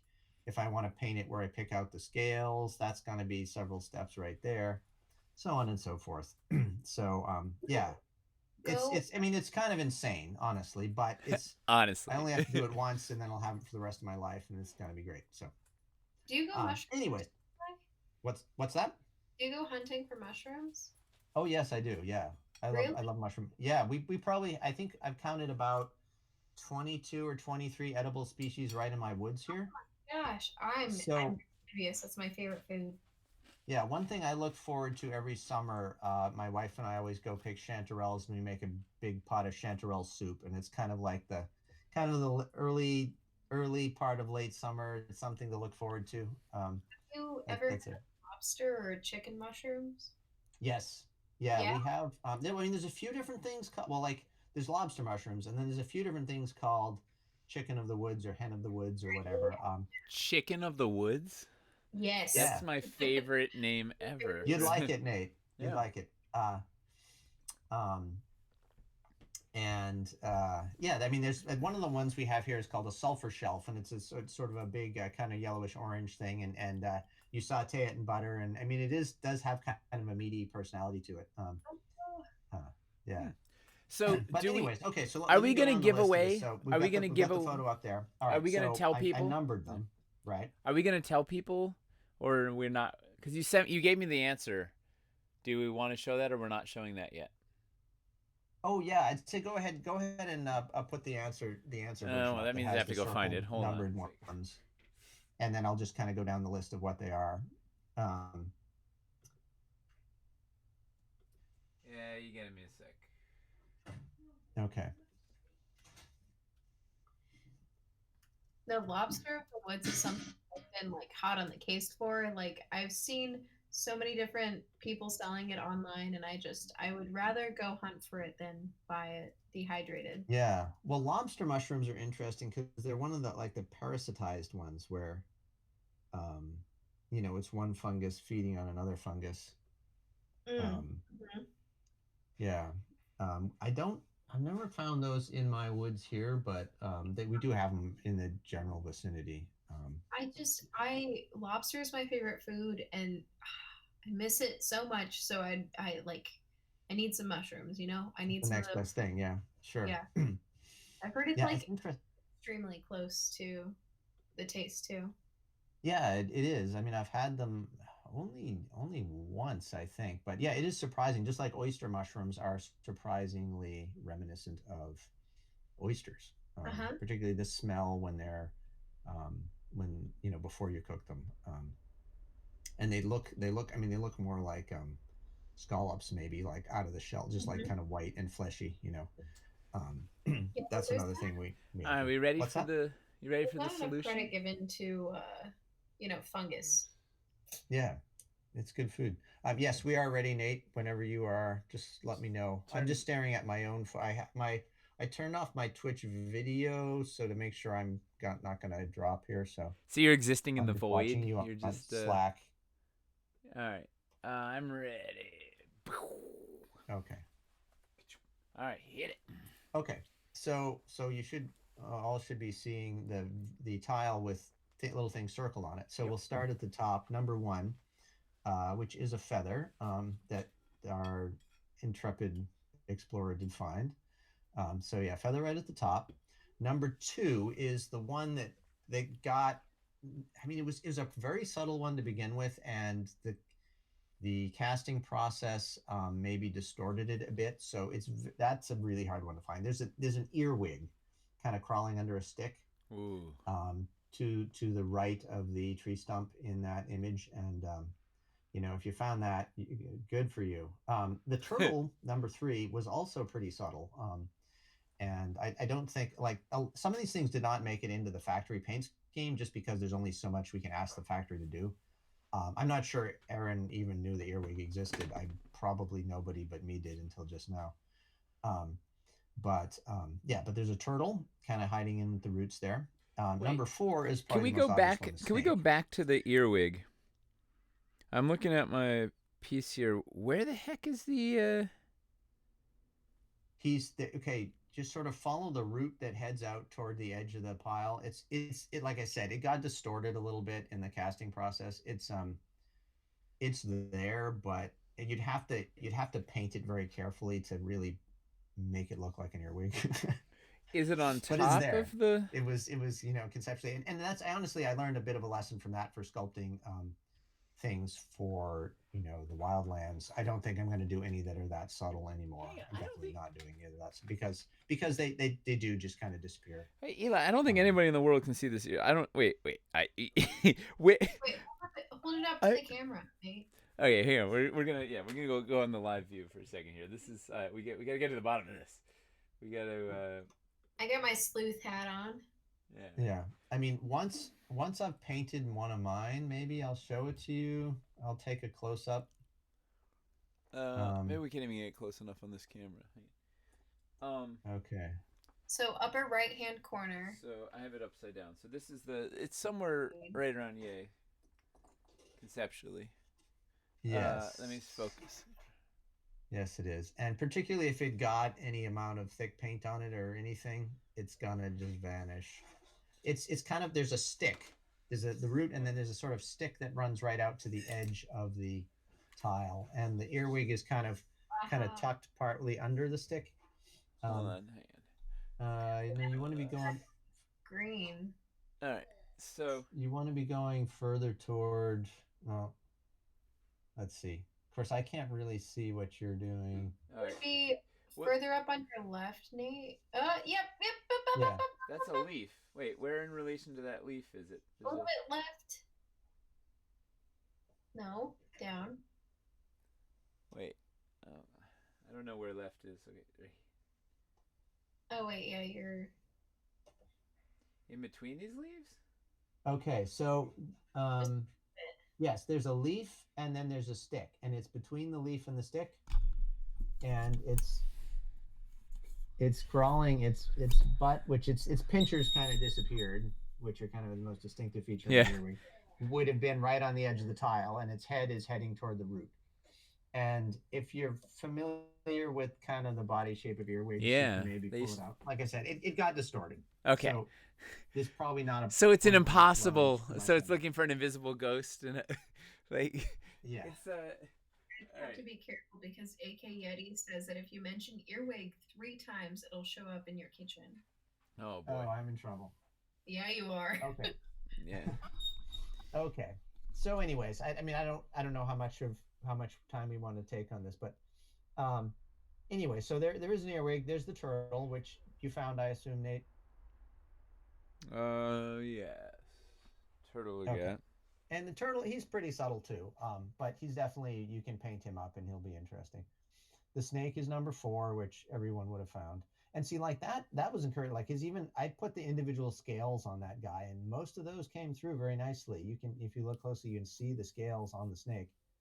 So, but I don't know what happened to the earwig. But okay, number 5, which I don't think our person found, Yeah, you said is a fossil. bear skull. Oh, it's a skull. And that's the one that I had actually painted in the tile, you can see. So that probably stands out fairly well in that image. Mm-hmm. Find the bear skull. Mm-hmm. You Yeah. Okay. Number 6 is a beetle, see which that? is just kind of south of the bear skull if you're holding it with the leaf on top. Yep. Small beetle crawling along the edge of the path. And then number 7 is a fossil or buried bones, however you want to look at it. Maybe more of the bear, which is on the side of the tile if you tip it up. Yep. Um, yeah. I did not, the clutch of eggs, which someone mentioned, that's an interesting twist. I mean, there's a lot of little clusters of mushrooms, and one of those certainly could be painted as a clutch of eggs. Because I was thinking of them as fungus, I wasn't counting them as one of the hidden things. Um, but Do you remember certainly the? could paint them as eggs. Some of them are pretty round. Some of them are more kind of hairy caps or whatever, but some of them are round. So yeah, you could definitely make them eggs somewhere if you choose, and that adds a bit more diversity to the forest. Do you remember when the eggs went missing out of the Elder Earth Elemental's nest? Do you, Oh do you yeah. remember this? Well, I think they were just soft clay. Like, I made the original thing entirely in So this epoxy, and kid. then Stefano stuck a bird's nest on him, and it was clay. But I don't think they realized it was clay when they were uh, reproducing it, and somewhere along the way, the The, the eggs vanished, and then they got added back in, right? I think yeah, he that doesn't we have, we doesn't he have 2 eggs on there? it only has one. We It no has we one. like Okay, we well, retooled the snake snuck in there and grabbed one, I guess. we We got retooled the open ref- this guy just to get Yeah. the damn eggs in there. Like, it was funny. All right, so we've solved the contest, or it wasn't a contest. It was a fun contest. An adventure. It was a test for sure. Not con, but test. Yeah. So what else do we want to explain to people about these forests? Does anybody have any questions about the forest? Somebody's doing a Conan reference. I mean, I can think of one other interesting thing I just bet to it's mention, Stefan. kind of in terms of let me just have a little more light, or am I too? Yeah. Oh, we did. Um, I know.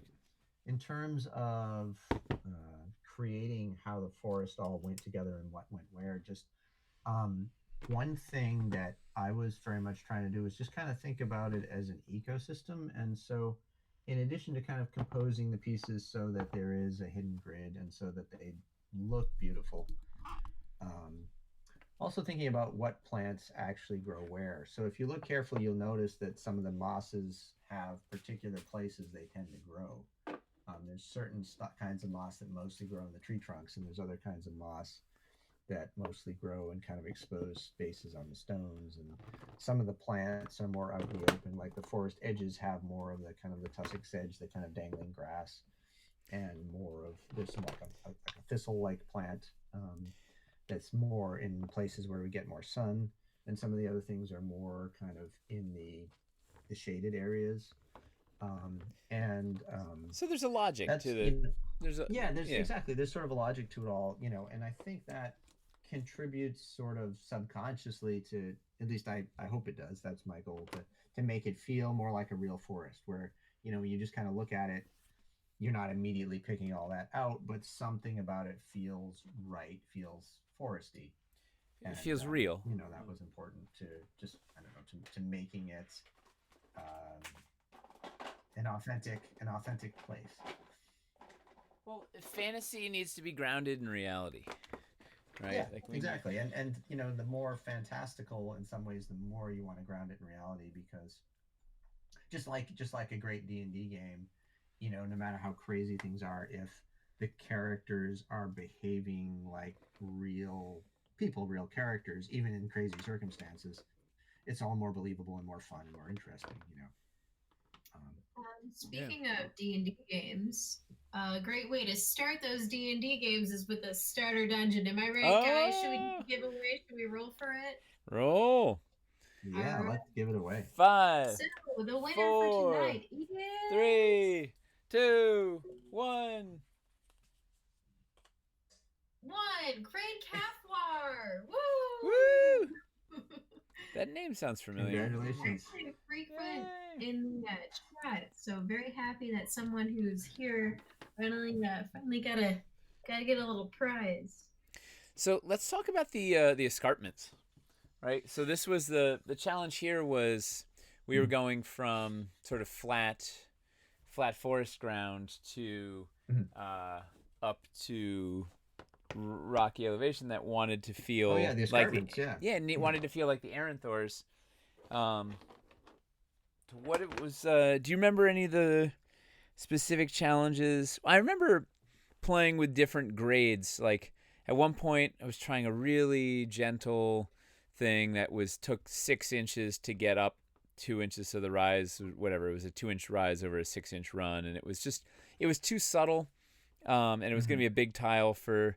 It didn't feel like it was really affecting gameplay at all, right? It was just sort of like it would look really nice, but it was just like a gentle thing, and I was like, well, it doesn't really do anything. These escarpments were like, okay, this suddenly is an impediment. This becomes a challenge. This becomes the combat becomes more dynamic. This was like a place where interesting things happen. And it also, it immediately gives you something interesting to do if you want to put a castle or a hut or something on an elevation.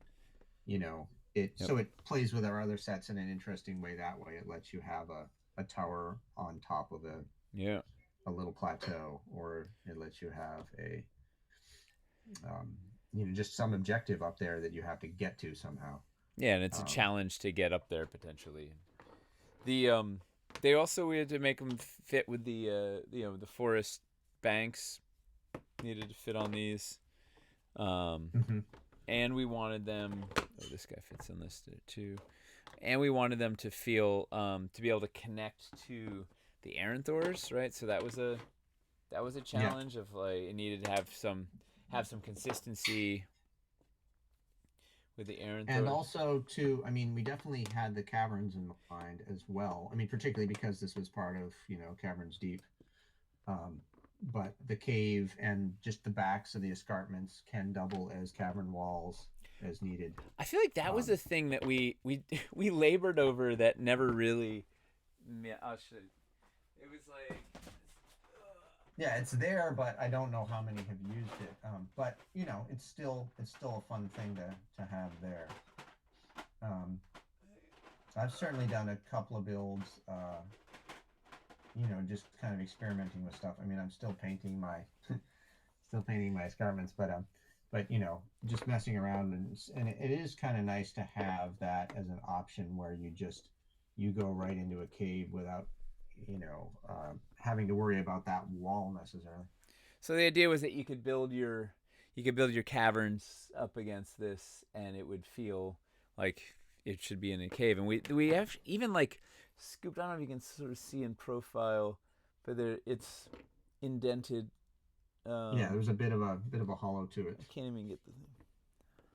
Sorry to interrupt. Dense28 would like to know if the forest pieces will be back in stock soon. Perhaps the pre-order, he asks. Yes, we are. Yeah. we are doing a pre-order soon. I don't know, in the next couple of weeks, I think, or something. We'll get the Dread Hollow pre-order up. But yeah, we're gonna get those things going as soon as we can. We're very excited to get more in stock. But I think there's some full Dread Hollow sets in the store. I think, but not a lot of the smaller sets. Stacks also would like to say I love the root system. They remind me of the rainforest I live in. What? Nice. What? Where do you live? No more. Dude, he's just one upped you, Eli. He's like, your North Woods is nice, but I'm in a rainforest. He actually lives in Maine. That's how far he is. It says rainforest. Well, not all rainforests are tropical. And not all rainforests have rain. Except for all of them, actually. Wait, where is Some of them are underwater deserts. Some of them are just Atlantis, actually. It was a former rainforest, and then the world decided to take it under siege in the ocean. So we also made this right. The inside of this was sized to fit the caverns passages also really nicely, which was a fun transition. Yeah, we definitely try to think about all the other sets and how they're going to interact with each new set, and what's most likely to be used with things. But occasionally you'd be like, yeah, but what if they stick a house in the sewer or whatever, and if we can add a fun functionality for that as well, we try to do that. So yeah, as much as is practical. But you can see how nicely the Dread Hollow, the Aranthor rocks flow so nicely with the same these. Yeah, definitely. Well, one thing we certainly talked about and have continued is just the general landscape of the Dwarven Forge world is dominated by limestone in the rock because we want the different stones to kind of stone that works best for having layers that divide into playable flat places to stand, and also shapes that literal and yet can be part of a grid. Well, and definitely the geology of the world is based on that. Mm-hmm.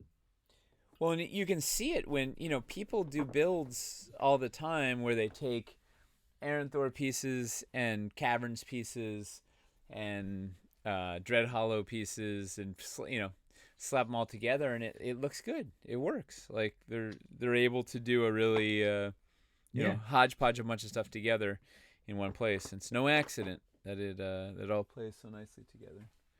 Man, I can't get this in there. No, definitely not. Yeah. So think kind of the geology. It's kind of fun way that like even starting with dungeons kind of stone. If you look at it carefully, you'll definitely notice some of it has. You're going illustrations. We got into doing caverns and it's some of the look of the original caverns, but especially in the newer ones. Oh. Wait, no, you're back. You're there, but you were cutting in and out. You losing me? Can you hear me, Mace? Okay. Oh, now you're back. I feel like Nate is dropping out rather than me, but I think some technical issues. I'm losing both of you guys. What is going on? Is the stream still going? Is anybody out there? Uh-oh. Is that me? I can't even. I don't know how to see the. I guess I could go on Twitch and see if there's anything there. Yeah, I've just lost all. Well, it still says it's streaming. Huh. Let me check. It's just stand by there, internet. I'm gonna just check out. Just make sure this thing is live. Forge live. Boom, boom, boom.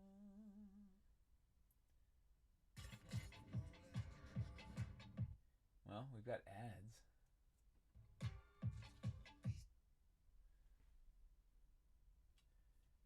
Man, I think we're.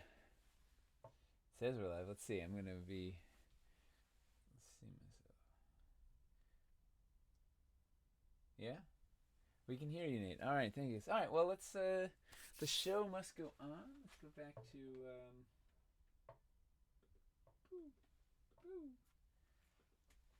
All right. So I don't know. We lost our intrepid guests. Huh. I wonder if just Slack. Wonder if Slack died. I don't know, because clearly the internet's still working. So, what else do we have in the forest? You know what we can do is we can look at a little bit. We've talked about where we came from. We can look a little bit about where we're going. And I don't have a ton to show. What actually do I have to show? Well, I can tell you the learnings. Let me just try Mace for a sec. Oh, wait. Is she back? You there? Hello?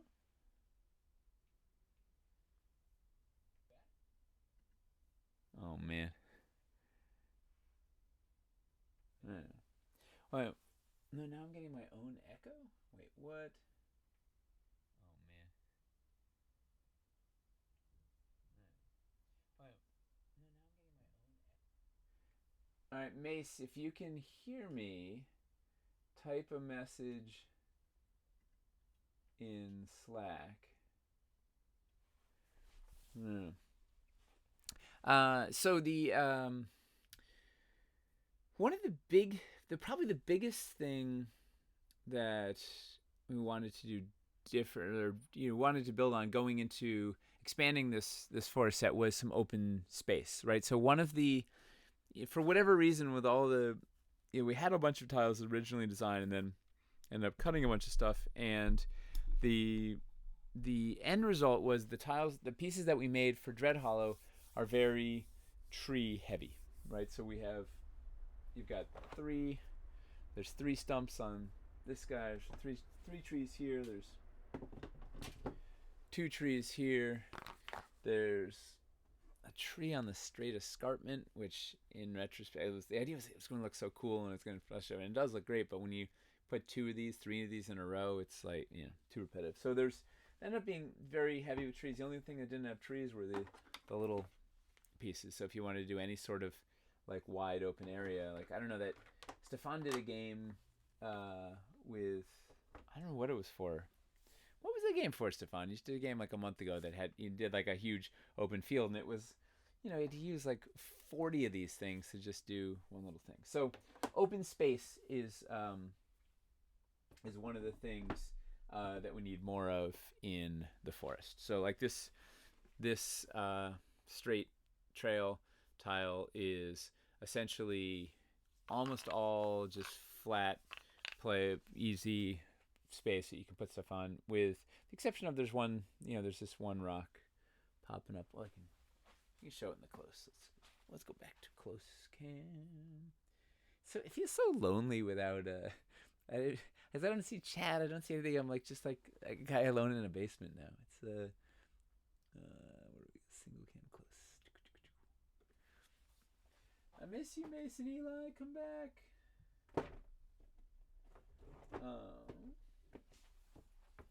So this thing is essentially all flat.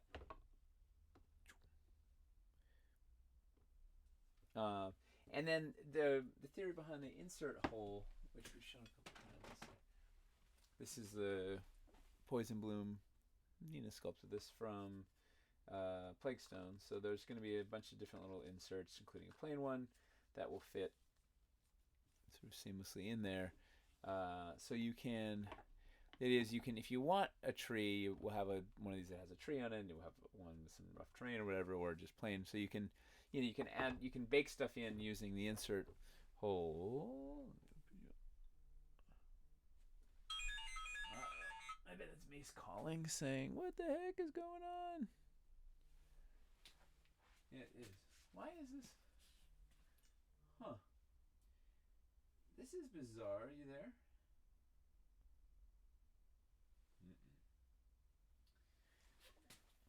We try.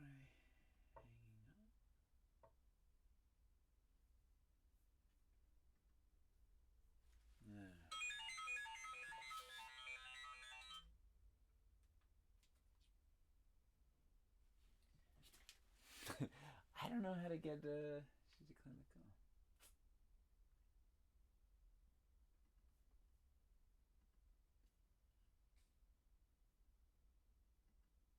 Is this working?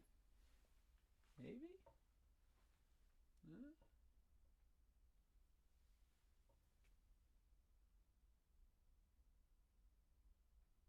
You there? Hello? Hi. Hey, you exist. Hey. Yay. Okay, let's get Eli. I don't know what happened, but oh, am I loud? Sorry. It's all good. Yeah, there was I don't know. The world went dark for a moment there. Yeah, 21st century technology is not as good as 22nd technology, it turns out. Whoa. Now I'm hearing your loop.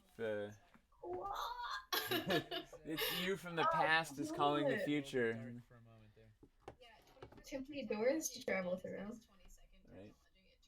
Grab Hey. grab Mr. Alexander. Mr. Alexander is in the building. Woo! Welcome back, In guys. spirit. Mr. Alexander is in the plane. In the plane. Wait, I'm on where the is prime this? material. Or maybe the Feywild, actually. That's probably the problem. We're in the Feywild and Oh, things are you're getting weird. well, that is definitely the issue because that's not where I'm hanging. I think. Anyway, Nate, catch us I'm up trying on to figure how out the your life echo. has been since we dropped. Oh, you know where the echo? I figured out the echo. It's Twitch. Oh no! Oh, you're muted on the wrong computer, Nate. There you go. Now can you hear me? Oh wait, Yeah. I had Twitch running. I didn't know if I didn't know if the stream was going or anything because I was like completely out in the dark. So I logged on to Twitch to see if it was running, and it was running. So, but then I left it on. That's why I was hearing my echo of itself. I couldn't figure out where it was coming from, but it was from Twitch. All right, so we're back. Pieces were able to draw enough attention that everybody's very excited about the detail that's been attributed to them. They're like, "Wow, look at all that! Look at that carving! Look at all the skill and prowess." Skills with a Z. There wasn't chats, and I'm sure you were able to entertain Sir Nate, but yeah, I started. It's strangely lonely. Or maybe not so strangely lonely. Being alone is lonely when you're on the internet. Well, because I don't have the chat up or anything. Like I'm just like I have no idea if there was like I didn't know if there's anything was happening outside the submarine. No, I'll scream from the void to you, and you can scream back into the void after hearing what has been said in the void. So while you guys were gone deep in the void, lost in the astral plane, I started talking a little bit about the future. Unless there's is there anything else were there any other interesting design challenges or thoughts that we put in on the did anybody have any other questions about the forest? I'm trying to remember. I don't know. It's all I didn't see a lot actually. Sir Doobie Brothers, my favorite username, asks, is that insert hole piece already part of Dread Hollow? No, sir. That is a brand new. This is a Wildlands piece. Straight trail. This is, you can tell because it is polystone resin. Look at that. It's belt sanded on the bottom there. Woo! There is a preview of it in the Plaguestone set. Well, this guy, the Poison Bloom, is in Plaguestone, yeah. And that log. Well, that's it, and that's Nina's cool pieces. And that little fallen mushroom log that you did. Mm-hmm. I love that thing. Well, that's a question: should we include? I guess maybe not. I don't know. Like, do we include any of that stuff that could work in Wildlands? Do we include it in Wildlands? I guess not. If it's available on our web store, we can just, right? If we have excess from Plaguestone, we throw it up in the web store and it's there. Right. Yeah. No. Unless we did like a alternate paint scheme or something and re-released it as a. Oh. I don't know. I generally don't like I re-releasing. love alternate paint scheme idea. Well, it would be yeah, one piece. It's not like having an Underdoom paint scheme and an ice paint scheme and a Baby steps, dude. lava paint scheme and a stone paint scheme all for the thing. It's true, but baby steps. Baby steps. We sneak in there. So let's talk. Okay, I see someone asking one question here. One question, which is how the wildland stuff works with the woodland set from a while back, which I assume they mean is the original resin set. Yeah, like the. And that's a totally different animal, really. It's more kind of like a hedge maze rather than a real forest. I mean, it's a beautiful set. It was some of Sandy Garrity's work, and it's very nice. But it's kind of a domesticated. It's like an elven hedge maze. You could certainly put it in the woodlands. The scale is gonna be probably a hair small, but the scale actually was weird on that one. Anyways, it was kind of the flaw of that set was that the pieces were a bit inconsistent. They're really spectacular. Didn't you get this as a wedding gift? Yes, yeah. One of the this is how you know you have cool wedding guests. You put Dwarven Forge stuff on your wedding registry and you get some. Yeah, my wife is cracking up in the background here. You can probably hear it. Yeah, she basically we said I was like, oh, maybe we put some Dwarven Forge in. So she picked out that as the most, the coolest looking set. Which, and so we got both the. Yeah, come to the camera, Eva. Actually, well, I don't have the feed up. I can't hear anyone. Oh, here, I'll unplug the thing so actually gonna hear. And you can actually see. Can you hear me now? Didn't even know what Happy late birthday. No, wait a minute. If I do, Oh dear, Eli. if I do that, can you hear me? Well, Eli's Still no luck. All right, we're gonna be deaf to you. I'm sorry. Well, also, I don't have your new video feed up. Like when the Slack call died, I haven't. It's a whole rigmarole to get that feedback in. So you're just you're disembodied ghost again. I still look more or less the same. I haven't turned into a wolf or whatever. Less Yet. like a taxi driver or more like a taxi driver? It's Nate. I tell you. Yeah. Okay, are you a beekeeper or less of a beekeeper? Is that Nicolas Cage? If you're a man, are you made of wicker? Oh. That's a question. Correct. That is. I mean, I would say no, but I would say yes. I think you're a druid through and through. I definitely have some druid. Yeah. Well, a wicker man is just a dried out druid that's past his prime, Mm-hmm. The hedge, the thorns, the wall of thorns from the Dread Hollow would play nicely with the woodland, the old Sandra Garrity woodland set. I would have them. I think. But I don't know. I've got like 80-90% of my stuff sorted since I've been down in the basement. I don't know where the walls of thorns are. I would love to pull one out right now. Yeah. Someone was asking what set were the root walls in. I think they're asking about the wall of thorns, and that's there's a isn't like the bramble pack from the Dread Hall Forest if you want to buy it individually. The maze wall. What's that? The maze wall. Sorry. I'm talking about the. Well, It's like they're asking about. They said root wall. I'm not sure what they meant. There was an old woodland set that was made in resin many years ago. It's a quite beautiful one. It was a limited edition, and I don't know if they've completely sold out at this point or if there's still some around. And then there were also thorn walls that were part of the Dread Hollow that Lady Sable or Michelle, depending on what you want to call her, sculpted. And those are available, if not. Someone asked, what other sets did Sandra sculpt? I think that was the only one. She might have done some of the minis, the old resin minis from way back when. She did the. I think she did the accessories for the woodland set, right? She did a bunch. She did some of the minis in the Empire grab bag. She did the rat folk and the lizard folk. Yep. Yeah. and the Empire, the city builder grab bag. Yeah. She did. I think Drew did the people in the grab bag.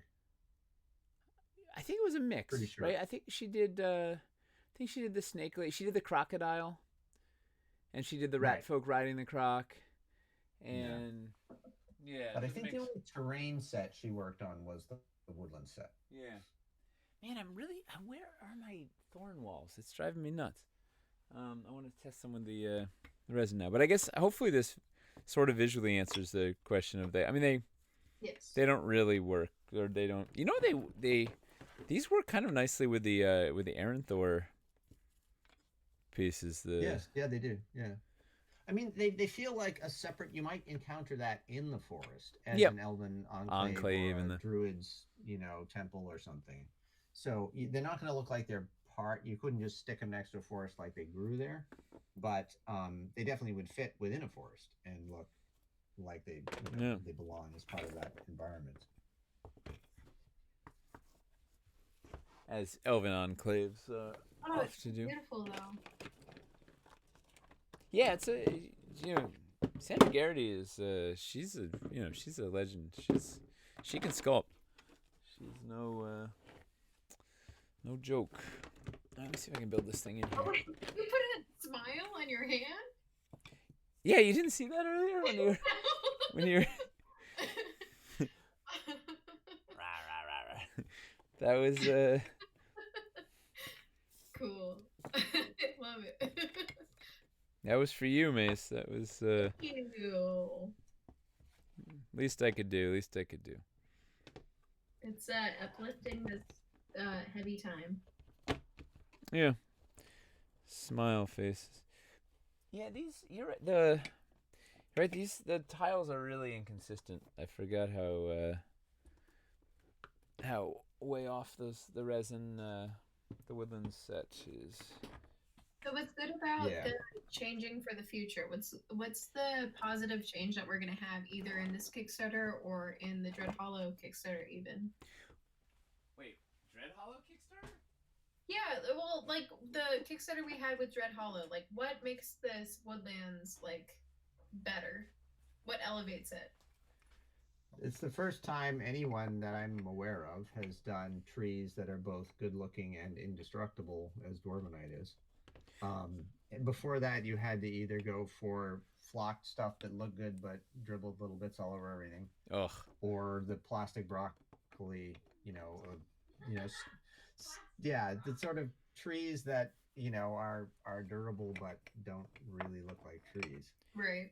And I think this is the first set that gives you good looking trees and gives you a good looking forest floor that feels like a forest and not just like someone stuck 3 different plants in kind of repeatedly at random without really knowing what they were doing, which I mean, I hate to say it, but like pretty much every other attempt at forest tiles I've seen has kind of felt like someone that had never really been in a forest kind of threw it together. Well, no one had done modular trees like this that I'd seen. Yeah.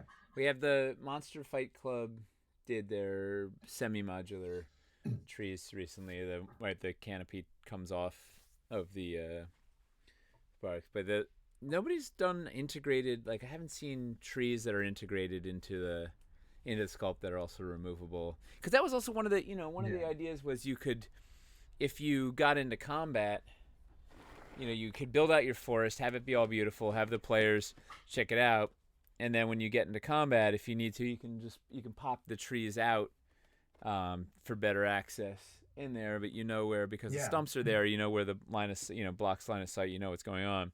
But you can then pop them out. Yeah, and actually that was something we talked about a lot, was how do we handle that? Do we put them all at the same height? Do we and actually having the tall and short trees at particular heights is another kind of forward compatible thing we kind of worked into that will pay dividends in the wildlands.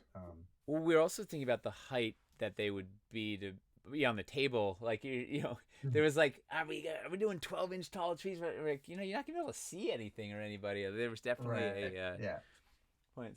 So the theory is, wow, let's get it all out of focus. You could just pop these out, when you go to combat. Could also have them collapse. Was another fun, Yeah, the Fun primordial goes charging through. It can knock everything over. Or you're, maybe there's an orcish lumberjack that's just wrecking the place, and you need to go deal with him or whatever. I love that card. Says, I want this in Dwarvenite. Is there a chance of getting resin sets like this or other resin sets in Dwarvenite? Nope. No, why? no. It's there of a lot of reasons. I mean, it's really expensive to tool. If they already exist, I mean, maybe we could do the catacombs. I don't know. There's scale issues, right? Are they like the there's that whole legacy scale versus true scale. Wait, which scale is 5 feet by? Are they both 5 feet by 5 feet? Yeah. So originally, Yes. so the very first sets that Stefan made, he sculpted it true 2 inches. Everything was great, and then when it was cast, the resin shrinks just a little bit. And so 2 inches became, instead of 50.8 millimeters, it became 49 millimeters or 49.5 millimeters or whatever. So sort of all the resin stuff then was made in that same scale, where everything, the masters were sculpted true size, and then they shrunk down in the resin.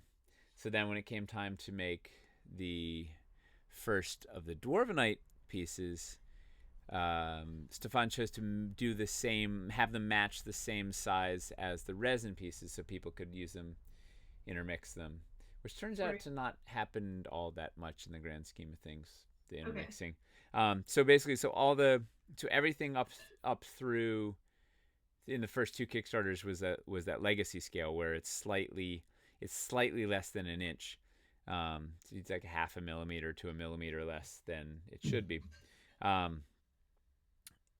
then of course, instead of keeping everything consistent to that size, we then changed in Kickstarter 3, and Cities changed to true scale, doing the stuff actually having the final bits be true 1 inch.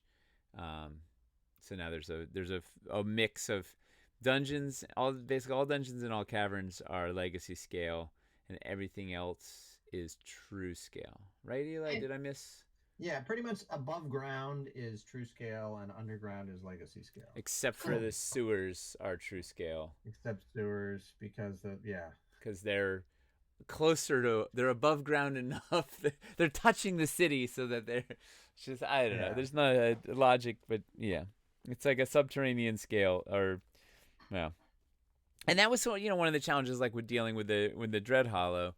We were like, when the back of this, we're like, if it's going up against caverns, are people going to be bothered that if it's not like, if it's a millimeter short, if they put 3 pieces there or whatever? And the answer was no. I don't think anybody's complained that the trying to line up their caverns with their Dread Hollow, it's off by 1 millimeter. Has anybody complained about that? No. I don't think so. Well, I don't remember what the original question was. Oh, why resin? I don't think we're gonna do. I don't know. The catacombs would be the one that people. The catacombs were a very popular resin set. The problem is, like, the doing all the dungeons. It's expensive. It's really expensive to make the molds to do them in Dwarvenite. So like all the old dungeon stuff, we'd have to do a lot because the stones are a completely different style.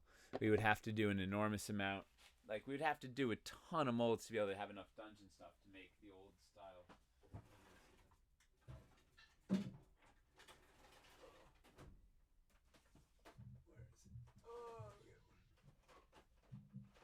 I mean, I suppose we could do something like, that one sort of 2x6 catacombs piece, the sort of raised piece that came with the crystal skull and so forth with the LEDs in it.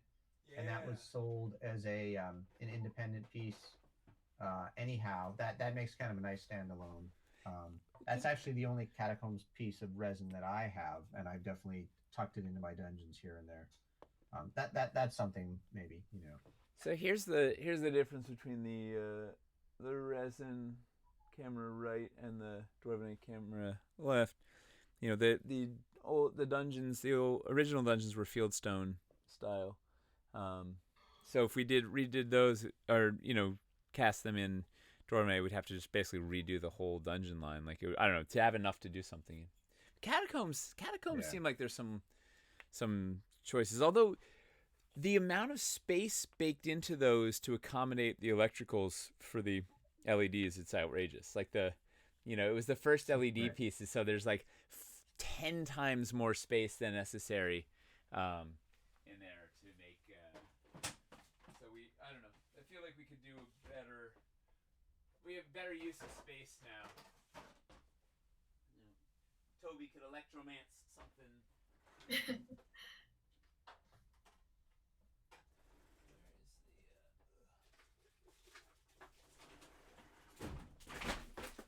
Jeez, this guy. Am I in camera? Yeah. This You're is that okay. cool. It had this little interchangeable bits. Yeah, this is a cool piece. The little fire. Hey, something weird happened to me. I ended up with hamster on my Twitch feed. Maybe he's saying hi. What do you But mean? It's still going as Dwarven Forge Live. Is it? Did Wait, it what? flip to an earlier? Maybe.